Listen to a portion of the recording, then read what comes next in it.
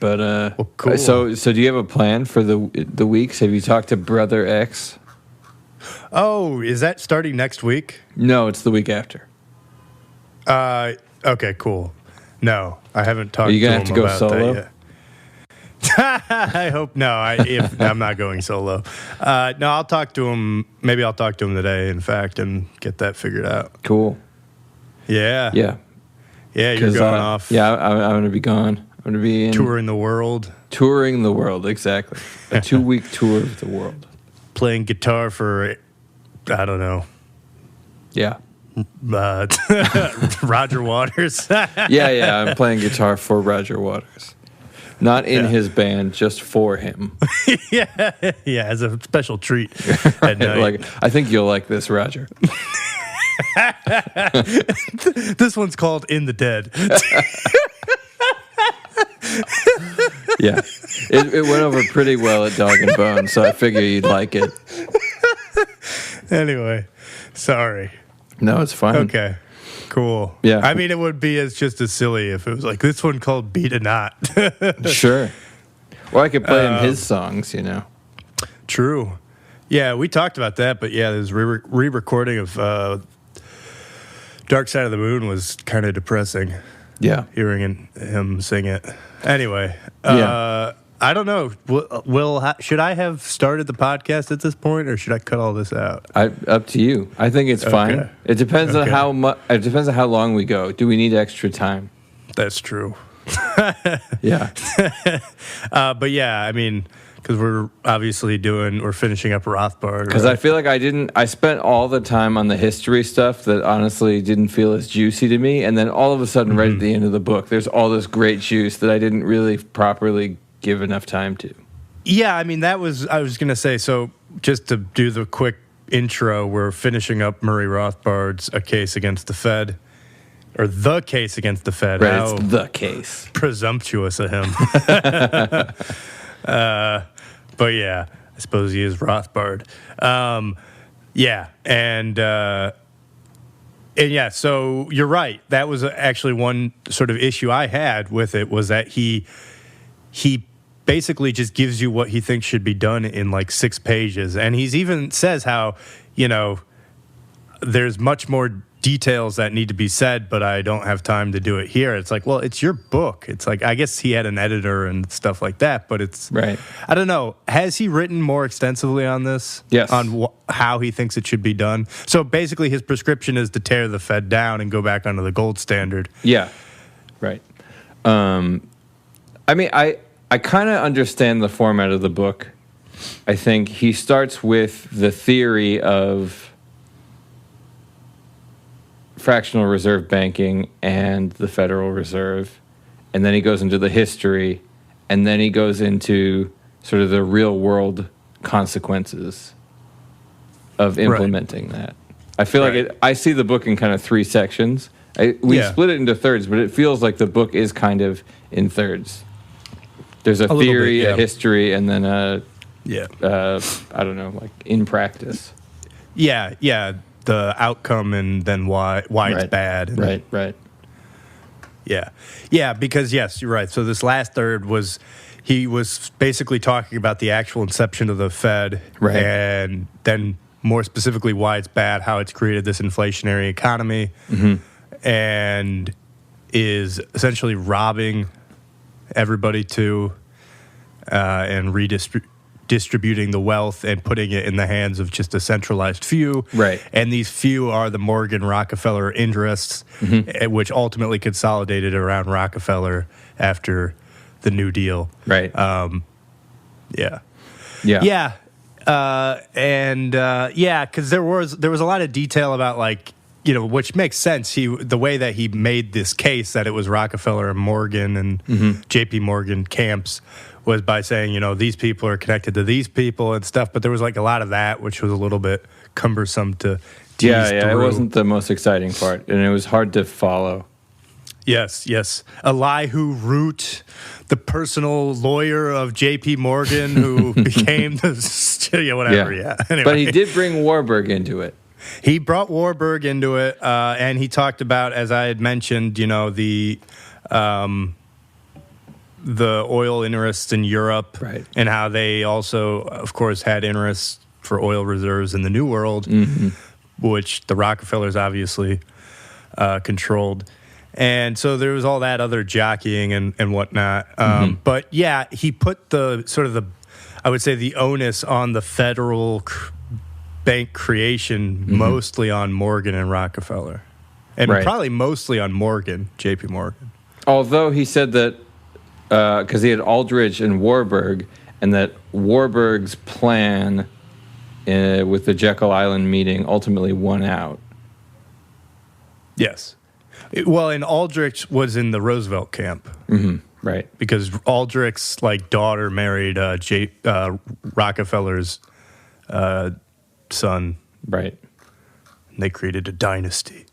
I mean, all that stuff's pretty weird, by the way. It's this thing is these do seem like kind of strange people. Oh, well, yeah, I mean, but they're fascinating, aren't they? I don't know. No? I mean, no. Maybe. Well, they are. I mean, the thing is, it's like a lot of roads lead to them, right? Right. But, yeah, it is interesting, though. Rockefeller certainly has become the big boogeyman.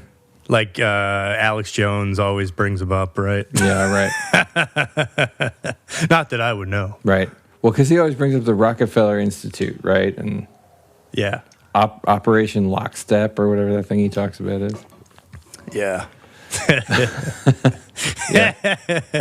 Yeah, I mean, but, it is true that there are interests and consensuses that are built in blah, blah, blah, trilateral commission, But, yeah, anyway, so I don't know. So did you see my email? I did. I mean, I don't know if you want to get into it on the podcast or not. I do kind of, yeah. Okay. I mean, we don't have to say who it is, but basically I have I know somebody who is a retired investment banker. So I wanted their opinion. Yeah. Well, we could start with that and go through what they're saying. Yeah, because I definitely, I was, I mean, I have questions, but I didn't really want to press them because, I mean, they were doing me a favor. Well, because I didn't mean the to statement that they them. sent to you wasn't super strong. No. I think it was quickly written up. Right. But it was also, it's because the statement, basically, I just wanted a quick argument for why the fractional reserve banking's good, and they sort of... It says fractional reserve banking has been beneficial to the growth and prosperity of Western countries. Very beneficial. Which I would agree. It seems... That seems to me the only... fits. That's more of a statement than an argument. Well, it's a correlation. It's an observation. Right. And then it goes into the complaints against the Fed and fractional reserve banking.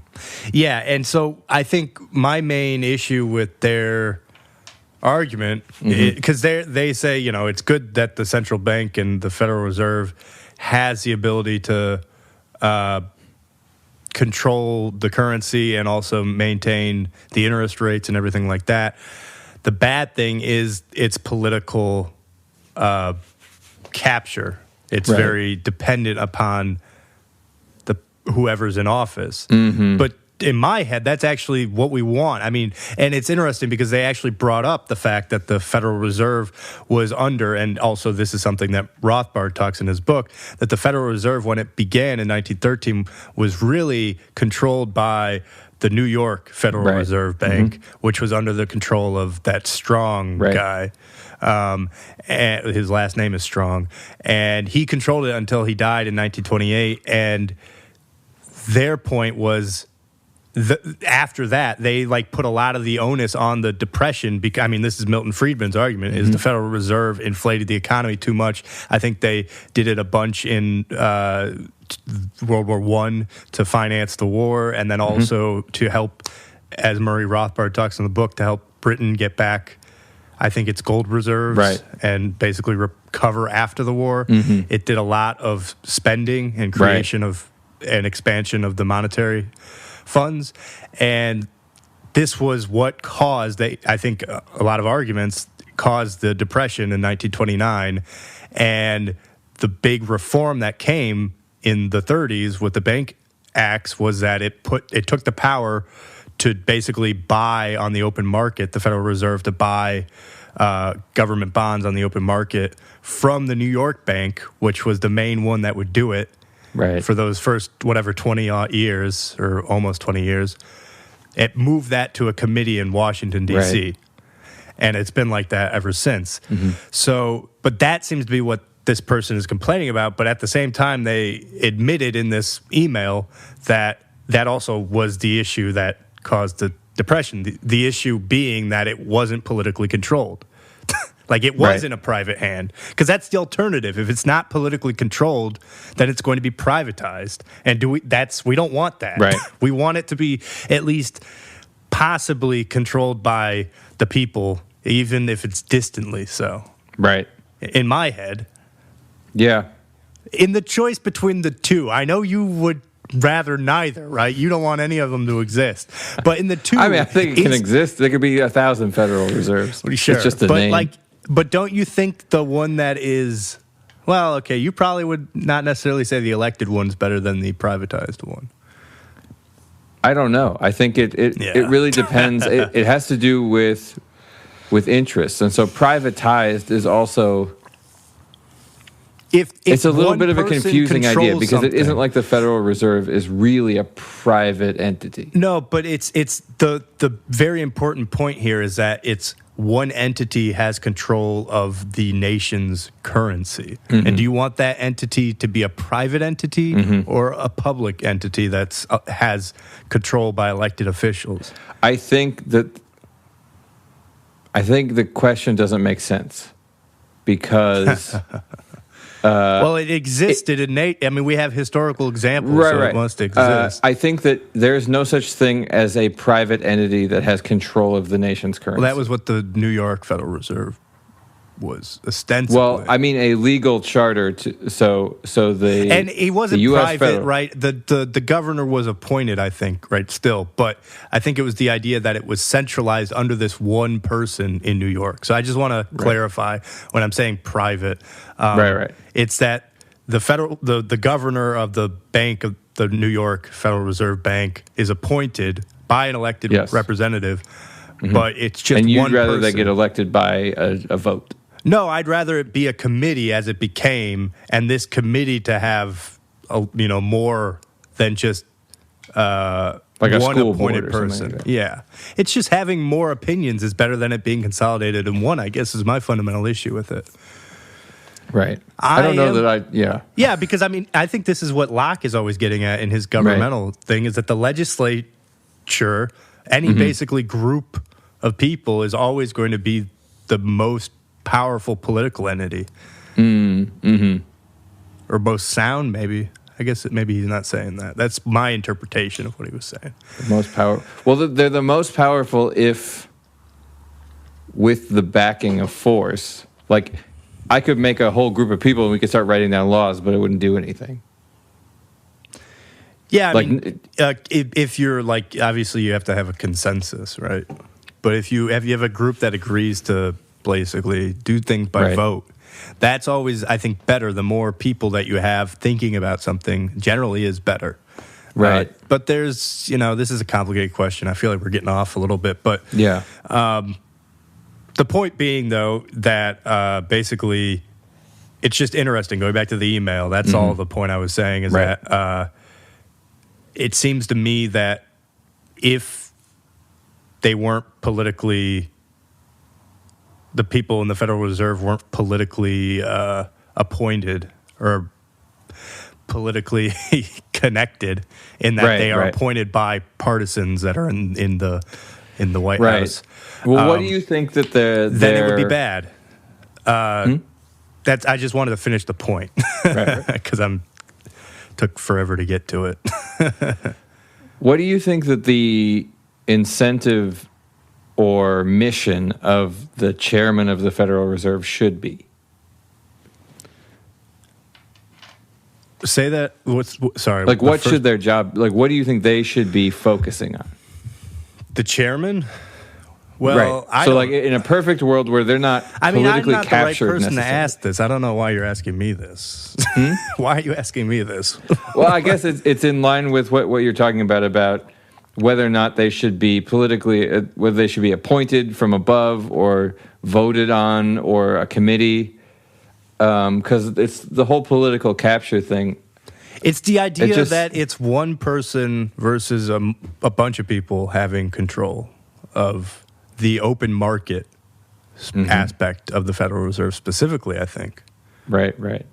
But yes, there's still a chair of the, as in Jerome Powell is still like there's still a figurehead, but there's a committee that lies under the figurehead that actually they then vote on things. Right. And I think it's that vote that ultimately decides what's the interest rate going to be?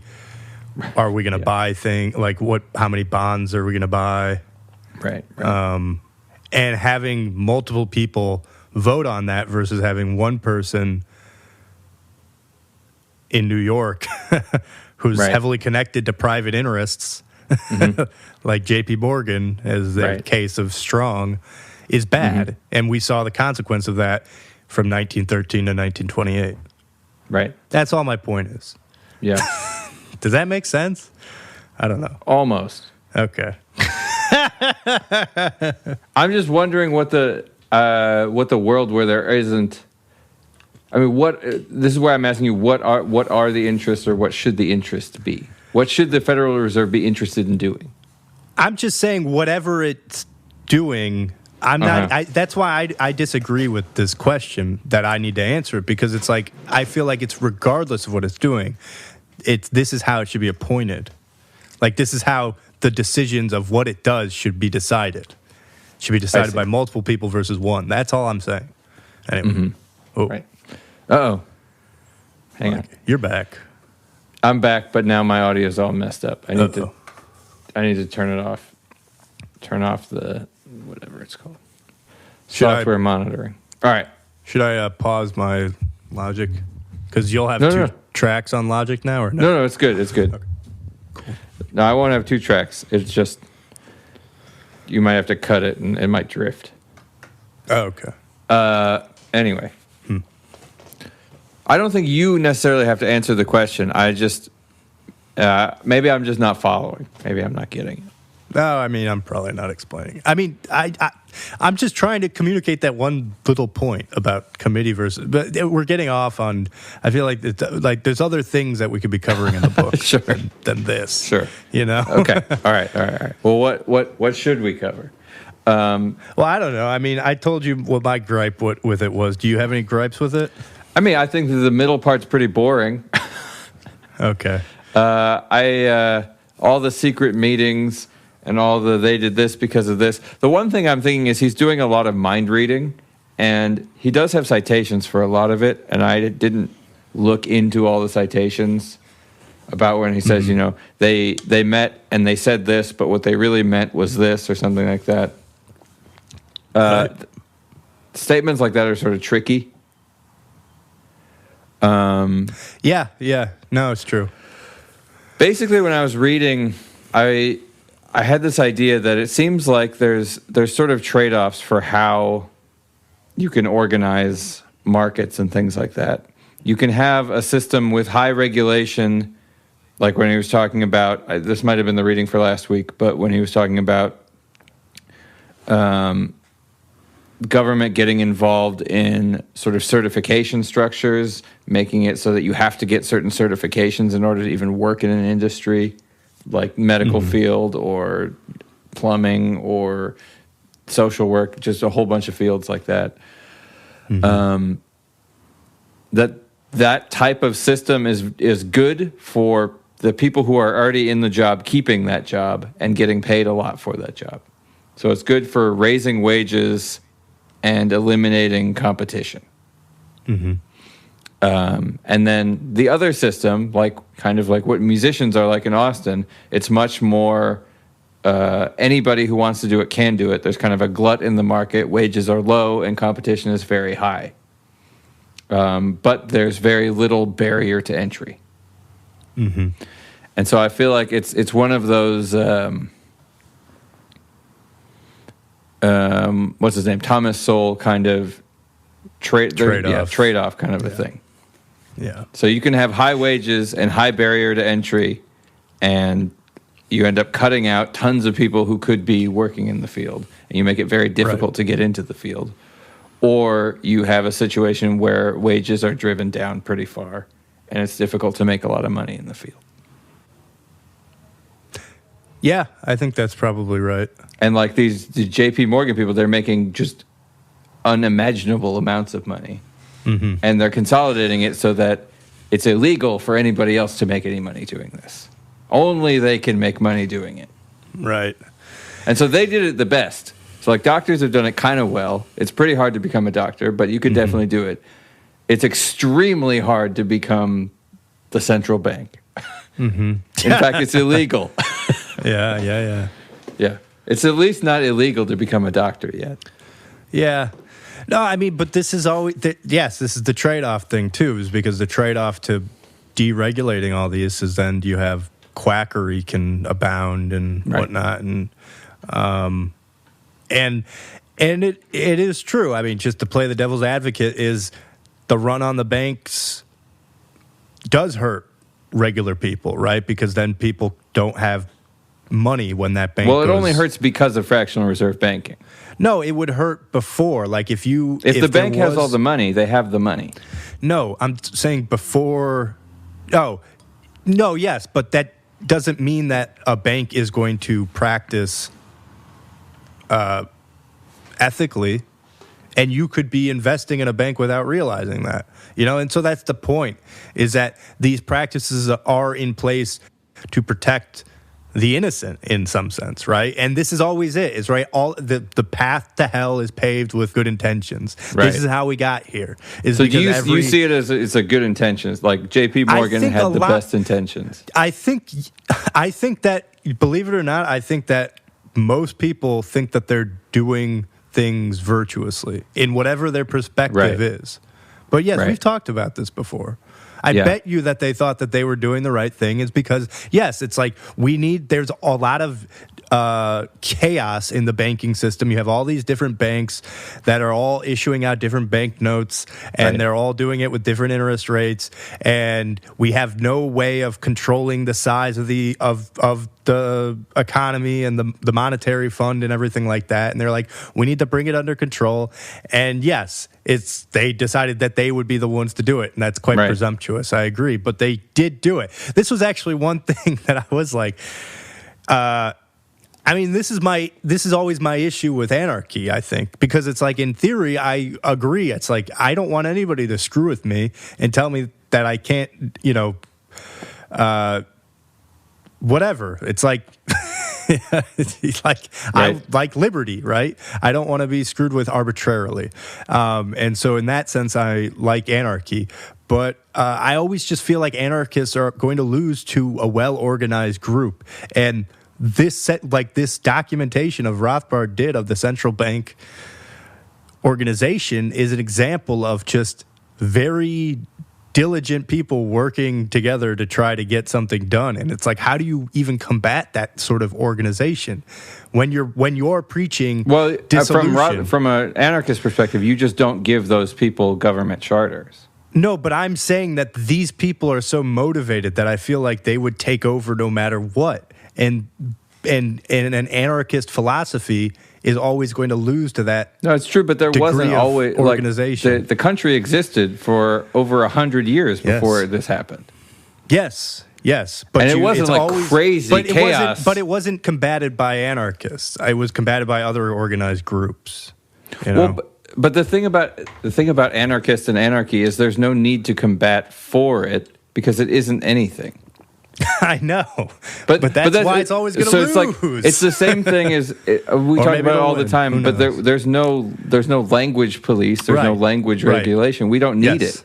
Right, you're independent. But as soon as we have it, we're going to feel like we need it. Because what would we do without it? Mm-hmm. How would we figure out what words mean? No, I know. It's just I feel like it just is. It would require everybody to have that mentality, and I just don't know if everybody ever will. Because you'll always have people like this who are going to try to organize because they realize that's the most efficient and powerful thing to do, which gets back to how legislature is the most powerful form of government. So if we go back to language, there are people who organize language. There's textbooks that include jargon. There's groups of people that have their own jargon, like music theory has a whole own language.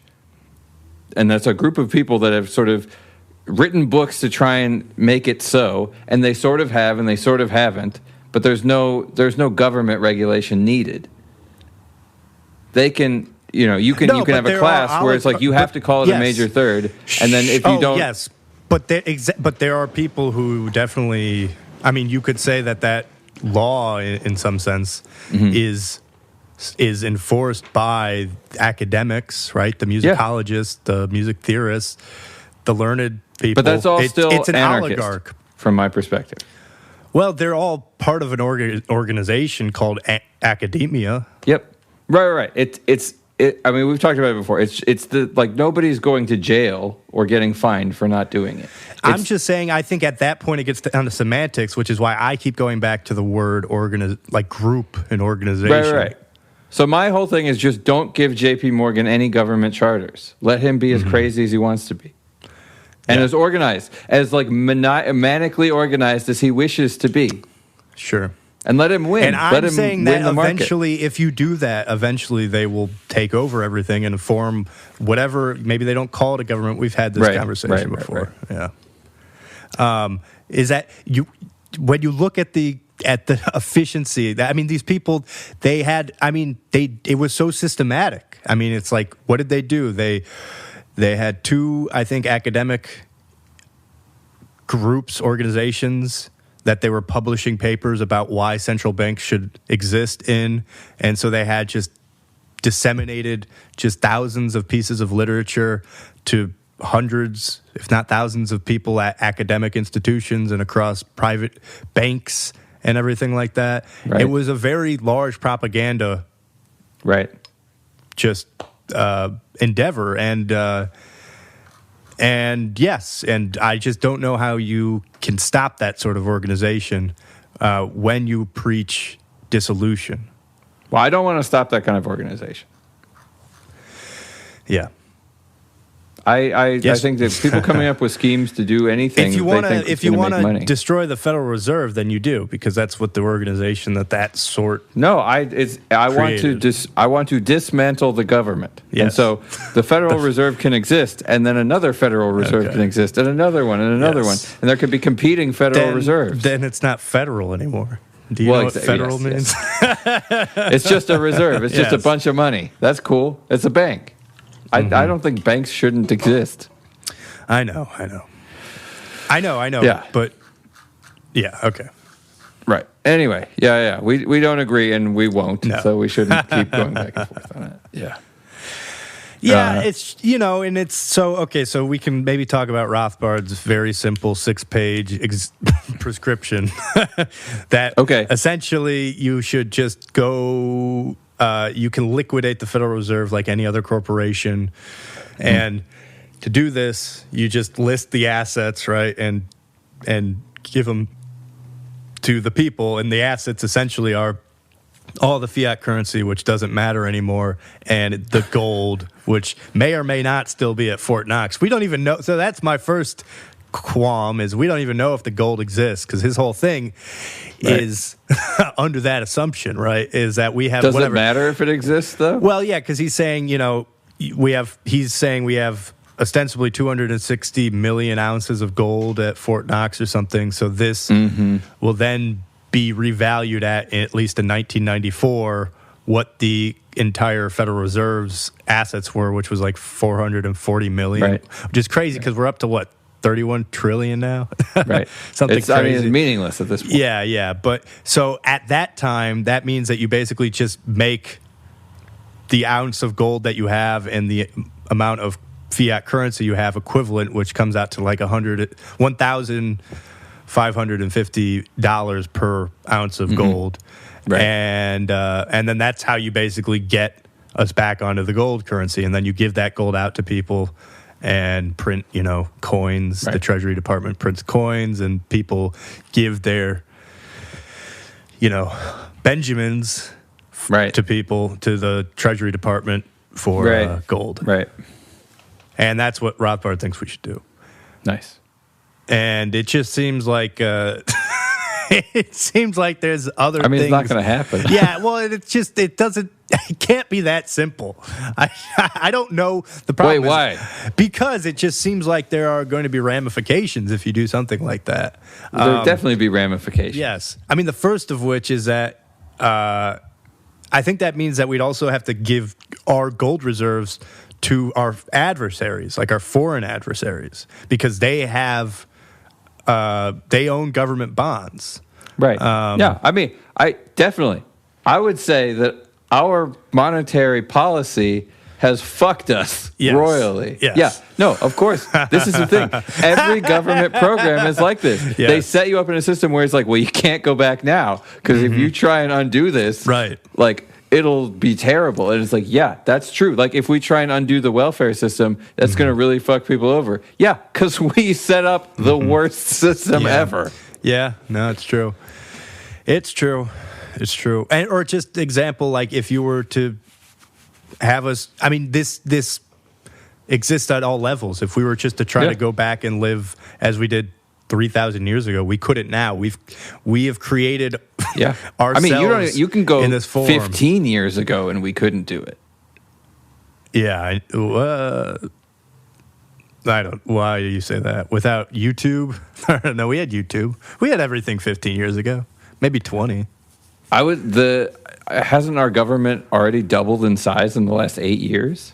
Oh, no, but I'm just talking about, like, from the standpoint of being able to survive in the wilderness without civilization. That's the point I was making, is that we can't actually survive in nature anymore because we have... there's no going back from the civilization creatures that we've become because we're adapted for this environment. We're not adapted for the natural we're not good at environment. fighting tigers and things like that. No. Yeah. The Federal Reserve's pretty good at that, though. Glad we have them around. Well, they certainly fund people who know how to deal with that. People who know how to deal with tigers. Yeah, they write a big check for the tiger fighters. Yeah, nice. Yeah. Okay, so a little bit back to something you were saying before about you think that they're, like, the road to hell is paved with good intentions. You see their intentions as good. I was actually talking with my wife about this because there was a quote I pulled out. I think it's technically also from last week's reading, but I just thought it was such a good quote. So he's talking about the way that we look at these people in history. So that maybe I'll let's see. I'll read a passage. All right, so throughout the successful corporate liberal imposture, beginning in the progressive era and continuing ever since, one glaring public relations problem has confronted this big business intellectual coalition. If these policies are designed to tame and curb rapacious big business, how is it that so many big businessmen, so many Morgan partners and Rockefellers and Harrimans have been so conspicuous in promoting these programs? So I think it's an interesting question. The idea that the people who like regulation the most are the biggest business people. Yeah. I don't think that's a weird question. I think we know why. Well, it limits competition. Right. Right. Because it's the smaller people can't. So that's deal not the with road to hell is paved with good intentions. That's just self-serving. Yes. But no. But I'm talking about from the standpoint of Rockefeller, right? They are still the hero. That's all. I guess I'm just saying you're conflating what the point I was making a little bit. Maybe. I'm just saying in their head, they are acting, I think, in general, towards a good trajectory. Yes, I would agree. They're probably, Rockefeller's business. I mean, he was known for being aggressively business-wise, right? For being aggressive business-wise, but then, he would say that he did all these philanthropic things to sort of do that. And I bet you that I just like Warburg, I think he really did feel like this was the best monetary system for generating basically wealth and accelerating economic development, because that, as they said in the book, he was coming from the German central bank system, the Reich Bank or whatever it's called. The Reich Bank. Yeah. All right, hang on. I want to finish this. Yeah. So going further down, he says, all that the analyst or historian need to do is assume as a hypothesis that people in government or lobbying for government policies may at least be as self-interested and as profit motive as people in business or in everyday life. And then to investigate the significant and revealing patterns that he will see before his eyes. And I feel like that's the important part, is just because people are important people in history, just because you're Abraham Lincoln or something like that, doesn't mean that you aren't pursuing your own interests just as much as everybody else is. Right. And I feel like that's like we tend to look at figures in history as sort of good guys and bad guys. Yeah, but self-interest doesn't mean bad or good, right? No, it doesn't. Yes, which is what you're saying, but I guess that's... But it I'm not saying that it does mean bad or good. I'm saying that the story, and then he gets into that, the education around something like central banking and fractional reserve banking and all these things is how they really are there to help you. And it's like, no, I don't think so. I think they're really there to help the people who came up with the idea. Right. Yeah. Por qué no los dos? They might help you, but I don't think that's why they're there. Yeah. Yeah. I mean, like the idea... but hang on. But that's a tricky thing, right? And that's why you can never prove that. That's the problem with that line. The why. No, I think it's. I don't think it's that you can prove it. I think it's a different way of looking at history. Because I think, similar to if going back to Nietzsche, history is not a provable thing. There's a reason we're looking at history. And you shouldn't really look at history unless you have some kind of reason you're doing it.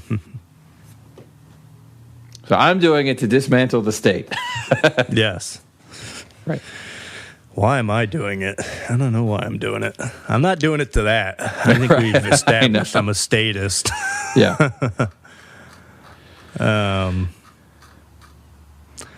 Yeah. Do you want to talk insurance? Oh, sure. I'm happy that is a chapter. That's a good one. Yeah. I don't know. So what did you think about that chapter? I mean, I'm more interested in what you thought, because I didn't. I mean, it was fine, but I didn't think there was anything exceptionally interesting.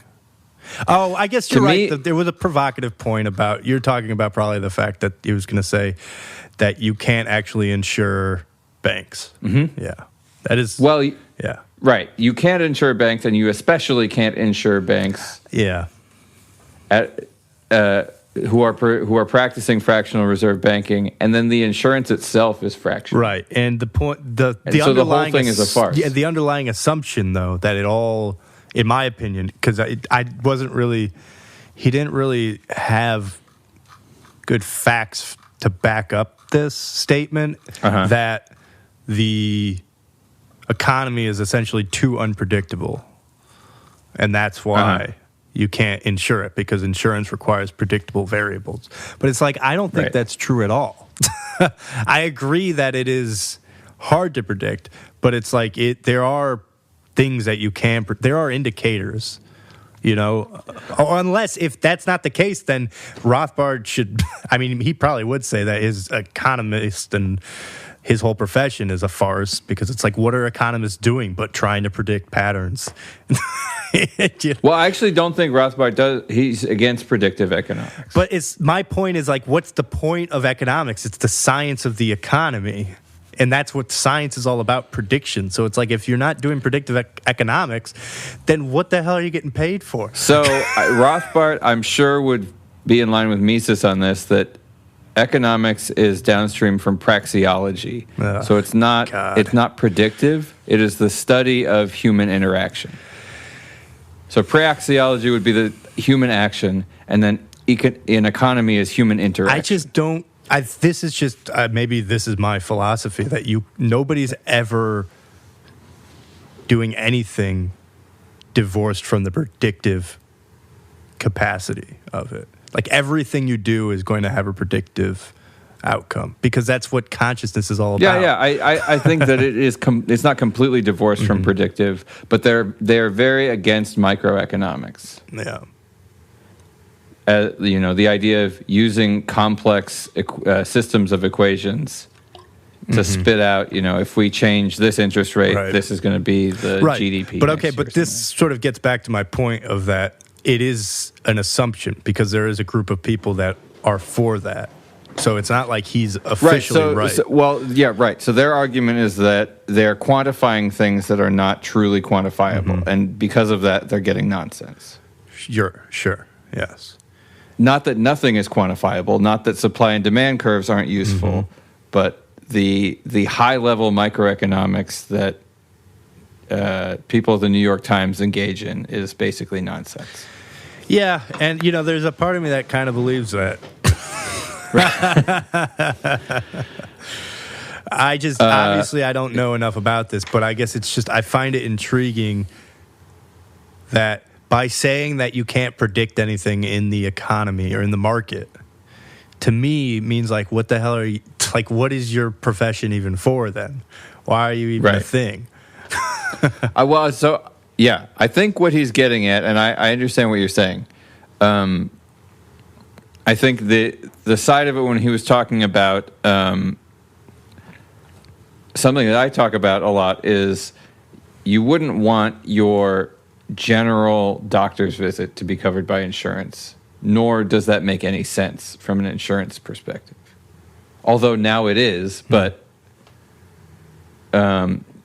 insurance is for appendicitis, not for I'm going in for a checkup. Yeah. No, yes. I remember that. And so it isn't just predictable and unpredictable. It's appendicitis is not something in theory that I have any. It's something that happens to me. It's not something that my decision making is changing. And I don't know that that's total. I'm not saying that is or isn't totally true. I'm just saying sort of in theory. No, I know. A hurricane happens to me. Right. I didn't make a hurricane. There are random events or at least seemingly random events that are difficult to predict. I die. That happens to me.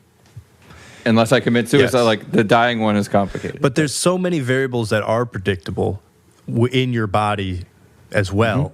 It's to say that it's that usage of the language that there's nothing about it that's predictable. That to me seems because again, it's like you can see trends where it's like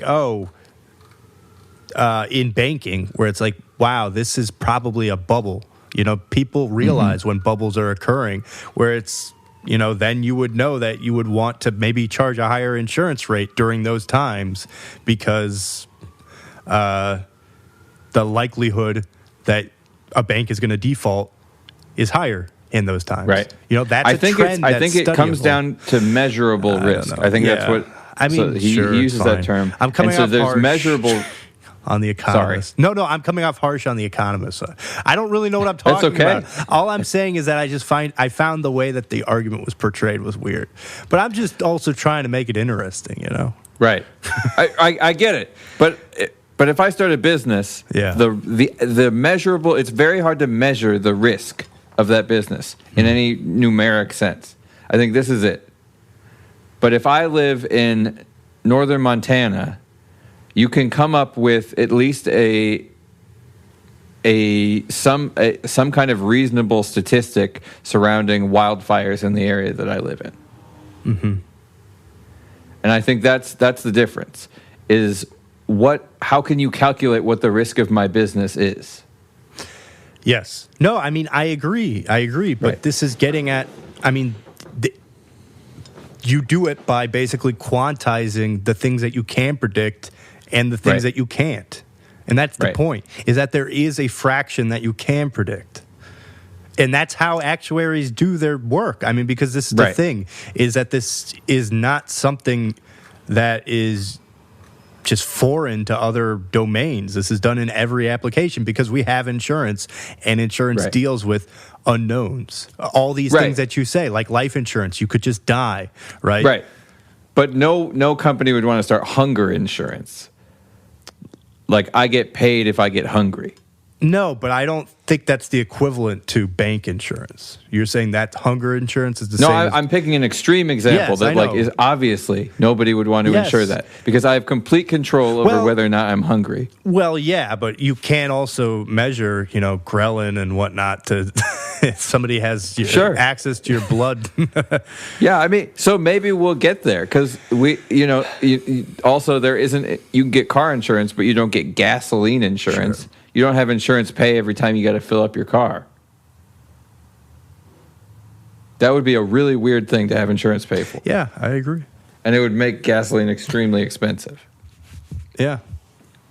So I think it's that. So whether or not he's correct about whether or not it's truly because what you're getting at is the fact that those extreme examples you used are examples where the fraction of unpredictability is high, right? Yes.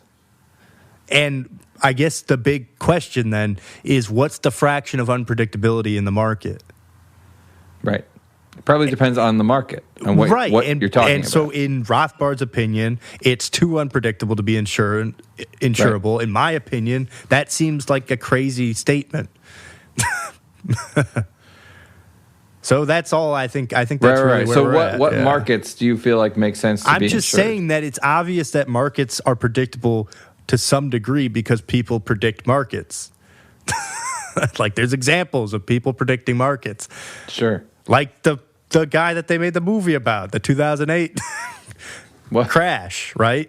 It was clear there were indicators of a bubble, and I'm sure other people, knew on some level that there was a bubble, right? So it's like there are indicators in the market that can be predicted. Anyway, right. It doesn't seem like it's a completely random thing, which he was saying. In statistics, you have the idea of independent and random events, right? In that they're random and they're independent of one another. So they're not having any effect on each other. And that's obviously not the case. But he says they're not random. He explicitly says that. Yeah. Right. But he's saying that they're connected, right? But in a way that we can't sort of comprehend. It's too complicated, it seems, is what his point is. Yeah. But he says actions and events on the market, while often similar, are inherently unique, heterogeneous, and are not random, but influencing each other, and are therefore inherently heterogeneous, right? So they're different. Right. He is saying that they're different from one another. Yeah.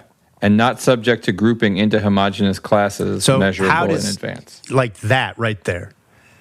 That doesn't seem right to me. Not subject to grouping into classes. Mm-hmm. But, he's obviously much more knowledgeable about all this, so... Really, what do I know? But to me, that sounds crazy. Not everyone agrees with him on this. I think what you're saying, there are plenty of economists who agree with you and do try and quantify human decision-making. Mm-hmm. It's a particular piece of the Austrian school of economic thought that decision-making itself is not quantifiable. And they also have problems with, a lot of aspects of modern psychology and sociology for that reason. Yeah, but... That the numbers you're getting out are not what you think they are. Yeah, I think that that's also not true. I think that might be over-academicalization of the data. And you could quote me on that, Antushka. Right. Over-academicalization of the data. Okay? That might be the name of this episode. That's great. Nobody will be able to read it. They're like, what? And by that, I mean, it's like at some point you have to look at just look at the private corporations trying to predict things. And it's obvious that you can predict things.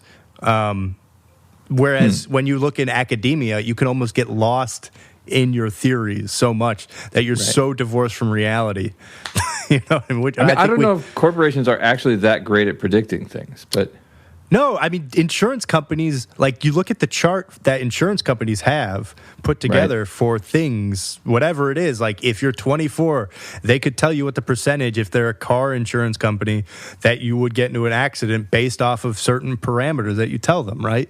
And these are relatively, I mean, they're proportions, right? So, of course, I'm going to say relatively correct, because everything is a probability. So I think where you're correct, where Rothbard isn't. I meant to say probability, not proportions. He's either wrong or he's not being specific enough. That very well may be.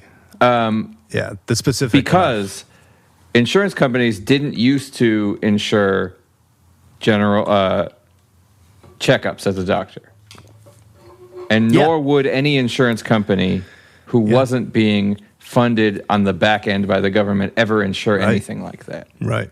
Because it would make no sense monetarily, because they'd have to charge such a high premium on that because of the variability, because that isn't something very calculable. It's something everybody will have to do, but you can't really determine when or why. Mm-hmm.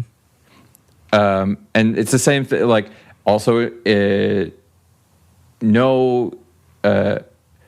no bank would give a loan for anybody to get an art degree unless they're getting back-end money from the government. It's similar. So I think where we came to before sounds about right. There are some things that are very, very difficult to calculate with much accuracy because there's a high degree of variability. And those are not the kinds of things that insurance companies would naturally be inclined to insure, because they will either lose all of their money on it, or they'll have to charge so much money for it that it won't be worth it for the person paying it. Right. So this is actually a very interesting point that you're getting at, is why has insurance become so much more prevalent today, just generally?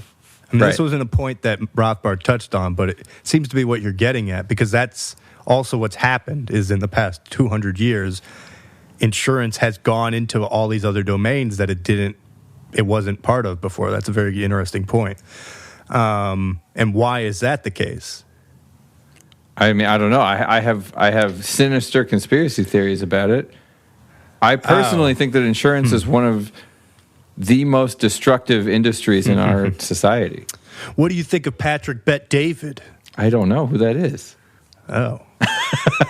Are you not on YouTube, bro? I don't know. I mean, a little bit. He's just a podcaster on YouTube. Nice. But he's maybe I'd recognize him if I saw him or something. Yeah, he has a pretty popular podcast. Nice. Like Andrew Schultz was just on it. Oh, cool. But he owned an insurance company. Nice. That's how he made all his money. Good way to make money. Yeah. Yeah. No, I mean, I kind of agree with you. I don't like insurance companies very much. I don't think it's never. And I mean, for the reasons being, from the medical perspective, Right. I mean, they're ruining medicine. Yeah. Oh yeah, they are. I mean, so yeah. I mean, I'm definitely not sympathetic to them, but yeah, it's an interesting point that I think I'm going to try to think about it, because now I'm wondering if it's because, it's how do you decrease variability? And this is kind of what I was getting at with the central bank point. Is you centralize things and you have everybody doing the same thing. So if you centralize health, you have everybody on the same regimen. There's no variability. Yeah. There's no variability, exactly what it's but going there's to cost. less variability. There's less variability. And yes, so I mean, then it becomes something that you can actually insure and whatnot. So I think that's basically why, is because we've become gradually more and more organized as a society. And as that's happened, insurance has been able to go into these other domains because the variability has been decreased in them. That's probably it. I mean, I think it's government first. I don't think the insurance company is choosing to go into these industries. Government is organizing society. Government is saying, hey, insurance company, either you have to cover this, or there's more likely they're saying, we're going to pay you all this money and you're going to start covering this. Mm-hmm. Like the Affordable Care Act has tons of aspects like that. It's saying you're going to start covering this, and we're going to be funding the whole thing. Right. Yeah, we really should. We keep talking about reading a book on like medical insurance history. Yeah, that'd be interesting. Yeah, that's an interesting point. Interesting point, Mr. Antushka. Insurance is wild. I don't know. Yeah. I think about it a lot, and it drives me crazy. Yeah. Well, it's a general principle is I think everybody's trying to get you on a subscription plan of some kind. And the insurance is basically a subscription plan. Against what? Well, for insurance. I mean, for bad stuff. You're making a bet. Insurance is gambling. You're making a bet against yourself. Yes, and in some ways case I lose. And in some ways you want to lose because it's like I'm putting all this money away. I know. Best case scenario with insurance is you just lose money. That's the best case scenario. Right. Yeah, no, it's true. It's the price of stability in some sense. And then they don't even pay. It's great. You get car insurance, you get into an accident, and they're like, well, you could have avoided that. I'll be honest, I've had good experiences with that. Nice. That's good. But yeah, I realize that's not everybody. Yeah. Yeah. But yeah, anyway, we can get off the insurance thing. I think it's interesting that he had a bit on the deposit insurance. And I guess, I don't know. So his final point there was that the essence of fractional reserve banking is that the bank is inherently insolvent, and therefore insuring it makes no sense. Because the risk is like at 100%, essentially. Yeah. And I would say that, to me, that's on its face true, that a fractional reserve bank is inherently insolvent. Right. Yes. Whether or not we think it's a good idea to do it so we can, like, ride the gravy train some more. Yeah, I mean, on that point, towards the reason why they're uninsurable is, I buy that. You know? Yeah, because it's true, and it's the same reason why the economy is. You don't count the economy's size at the reserve size. You count it at the fractional, or at the the 9 times that, right, or 10 times that, sure, because you take the other fractions into account. Right.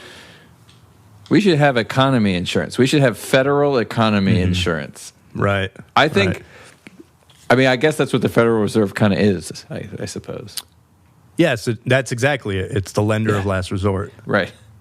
You just invented it, Antushka. Yeah, but I was being sarcastic. I didn't think we wanted it. I know, but I guess we do. We really want it. Yeah, we do. No, and that's exactly it. That's the point. And yeah, I guess we should say this just for, I guess, buttoning up everything nicely, that the 3 purposes are the 3 means of controlling the monetary supply that the Federal Reserve has is the buying in the open market of government securities, the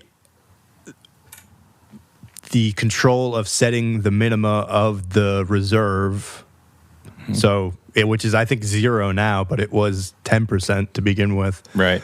And then the third, and it's interesting because actually I found this interesting. He dismissed this as actually not a very important measure of control, is to set the insurance rate that the government has to pay the Federal Reserve back, and thus creating the, or not the interest rate, interest rate. That's what I meant to say, the interest rate. Well, it also sets the insurance rate because it's like the deposit insurance is only fractional also. So it does set that. Yeah, but I meant to say interest rate. He sets the interest rate that the government has to pay back the Federal Reserve on its loans, which thus controls the interest rates of all credit downstream. I mean, it's so crazy. Yes, well, it is, but it's also like, I don't know, is there no part of you that's a little impressed with the conception of it? Like, it is very kind of an interesting machine. It sounds to me like it's a kid saying, I make the rules for this game. And they keep changing the rules. And it's like, no, now you have to pay me this amount. Dude, Why? Well, because I say so. Yeah, I'm just a statist shill. Shill. God. Yeah. I'm sitting over here. I mean, it is like, okay, I'm just saying I can respect an interesting thing when I see it. Right. That's all I'm saying. I agree the interest rate is the least important, but it's also like extremely goofy that there's this organization that just gets to decide the price of money. Well, it's an interesting, I mean, it's just the parameters. It's a very intriguing system. It's like these are the levers that it has to control the economy, you know? Right. Yeah. That's exactly, yeah. That's a good way of putting it. Mm-hmm. Yeah, and that's what it is. But it's interesting. So the reason I said that, I found it curious that he dismissed the interest rate, basically saying that this wasn't really an important way that the Federal Reserve controls the economy. The more important were the first two, the reserve minima and the open market buying, is the thing that the newspapers report on the most is the interest rate. Right. It's like the thing. So, and that's in my head, that was the most important thing.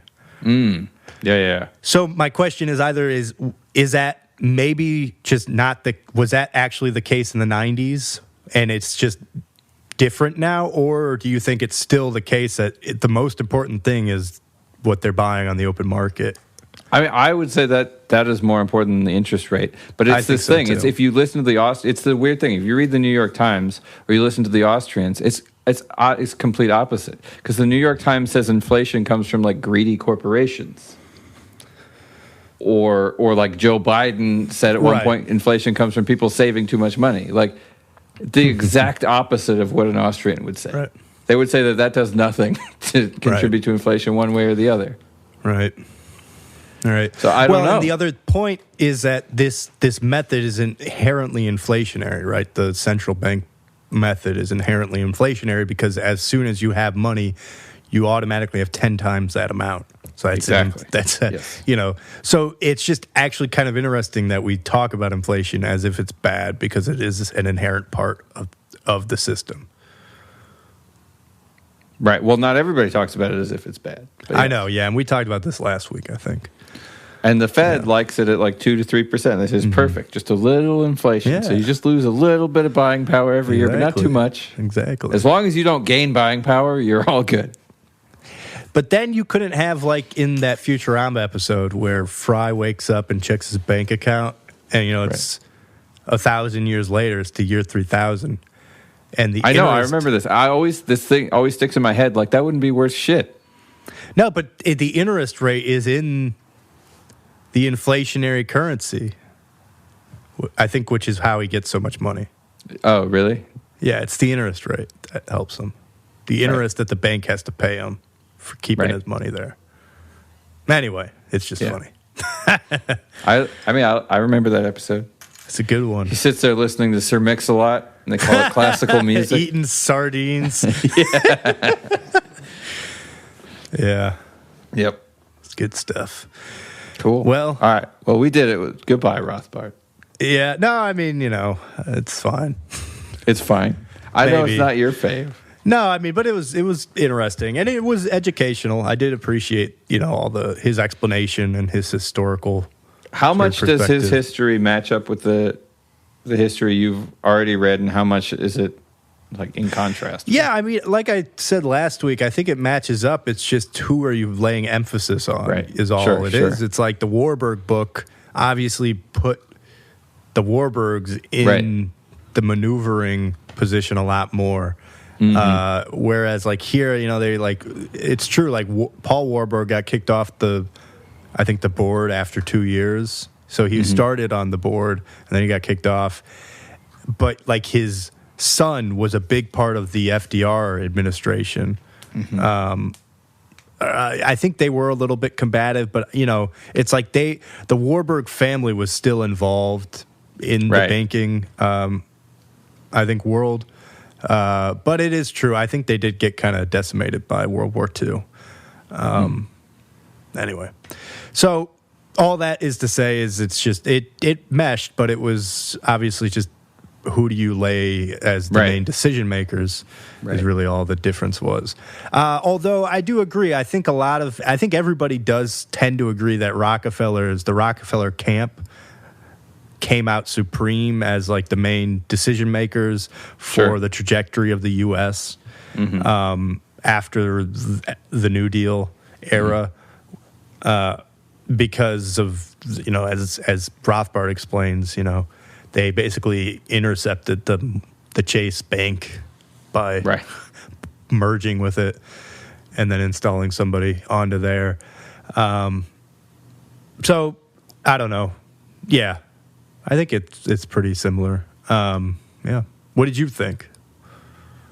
Well, I haven't read tons of history about this before, so well, I feel like I'm coming into it with newer eyes.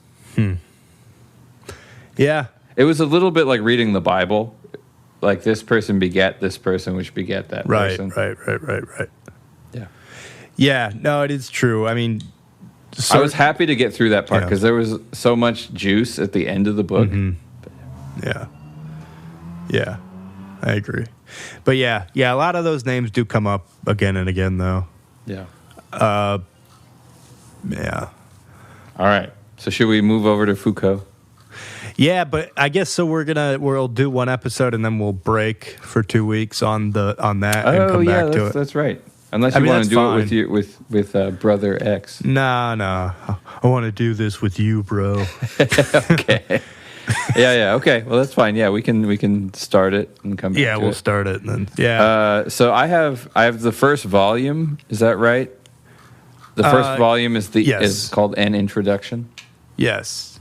Yeah, and I only have the first volume also. Yeah, I only have the first volume as well. But I guess that's a good question of whether we want to like read parts from the other volumes.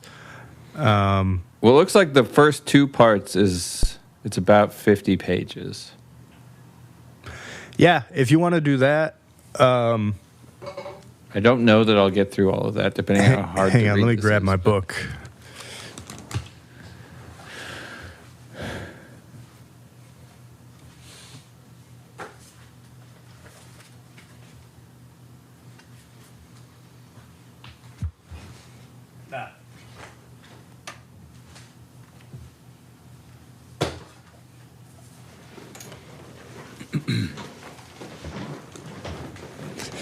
I have too many Foucault books.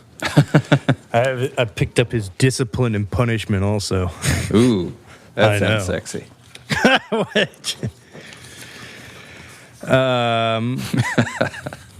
What? Just your laugh at that was funny. Yeah. We Other Victorians. Yeah.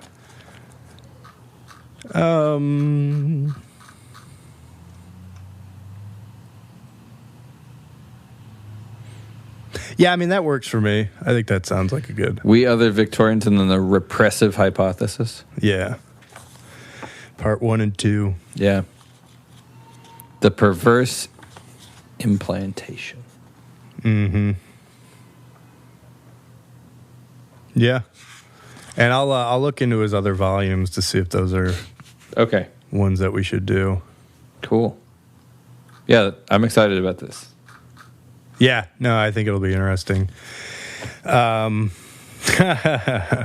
gotta be careful though. Do we? Is it risky? I don't know. I don't know, man. I think it's just whenever you dabble with this sort of stuff, you just gotta be careful. I see. But I think a lot of what he's saying is, I guess you could say, it's on the side of, I guess, anybody that would be doing any canceling. He's on the side of people who are canceling? I think so, yeah. Nice. So we're on the right side of this. We're on the right side of things. As long as we don't read any more Rothbard. God, it's true. Anybody who's on my camp is like, just cancel left and right. I came off pretty harsh against the economists on this, though. Or at least the Austrian economists. I guess is Rothbard Austrian? Yeah. Oh, okay. Of the Austrian school. I thought you were saying Austrians thought you could quantize things. No. Austrians they don't like microeconomics except at the basic level for like supply-demand curves. I see. Okay. No, they're down. It's the whole praxeology thing. Right. Sorry, economics is simply the study of human interaction. Right. Right. It just seems like there's always an application, and the application is, in some sense, the prediction. I think that it is predictive. It's just not specifically predictive in the way that. Yeah. I guess. It just sounds like an academic manifestation, man. Well, I think they're actually, in a way, they think that these people are sort of overeducated with equations that they themselves don't even understand. Mm-hmm. Yeah, no, I can see that. They're trying to simplify things. And that, it's the thing that value itself is subjective. So every individual is going to have different things that they value at different levels. Mm-hmm. And just that in and of itself is a massively confounding factor. Right. Well, it's a difficult variable to predict. Right. Yes.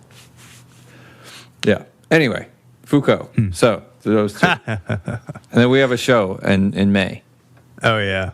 At Celis Brewery. Yeah, which I guess will be coming up when you get back. Yeah. So, yeah, you're taking a little vacation, eh? I guess, yeah. It's pretty weird. I'm at the stage where I kind of am in the zone of just working all the time. Mm-hmm. That it's a very weird feeling. Yeah. I mean, are you bringing a guitar or anything? No, it's they'll have where we're staying has a guitar that I can use, but it's just too much of a hassle with a baby and a stroller and all that stuff. No, it makes sense. Like traveling with a guitar anyway sucks a little bit. Mm-hmm. Yeah. Yeah, no, it makes sense. Yeah. I hate traveling with a guitar. Yeah. And overseas would be, I think, even worse. Oh, man, we're flying on a 787. Direct from Austin, 9 hours on a 787. Wow. It's funny. They used to have like 747s and A330s and stuff going over the Atlantic, and now it's all these small planes. Oh, so a 787 smaller, huh? Yeah, it's just 3 and 3. There used to be 3, 5, and 3. That would be the ones I would take. Yeah. So they don't have them anymore? They do. It's just not as common. Huh. Because they save a lot of money by doing the smaller ones. I wonder, because of more fuel efficient? More fuel efficient. Also, if it's not booked to capacity, if it's a route that's less traveled. I didn't know they had that kind of range to fly from Texas to Europe. Well, it's also probably newer planes, right? Yeah. Yeah. Yeah, those are the ones with the holes getting blown in the side of them. Yeah. So, I have to fly soon, too. Hopefully, everything will be okay. Yeah. I'm flying during the eclipse. Ooh. Yeah. Crazy. I know. Yeah. I wonder if I'll be able to see it. Oh, that'd be neat in the air. I wonder what it would be like. Yeah. Yeah, I don't know. Cool. Yeah. All right. Suppose I should get a window seat. Okay, I guess I'm we're going to done. stop this. Yeah.